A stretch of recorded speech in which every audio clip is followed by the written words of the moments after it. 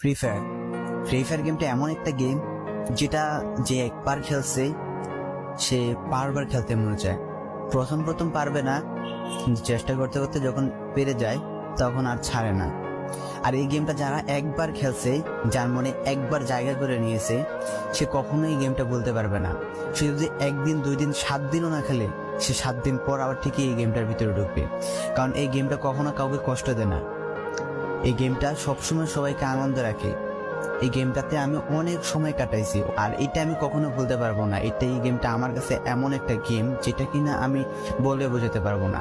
And এই গেমটা শুধু আমার কাছে না, আমি মনে করি যে প্রত্যেকটা ফ্রি ফায়ার প্লেয়ারের কাছে অনেকটা ইমোশনাল টাইপের একটা গেম হয়ে গেছে। কারণ এই গেমটাতে বর্তমানে যে অবস্থা হচ্ছে, যে গেমে এমন আপডেট দিতেছে, আপডেট দেওয়ার কারণে পুরো গেমটাই চেঞ্জ হয়ে যাচ্ছে। আগের ফ্রি ফায়ার আর আগের মতো নেই।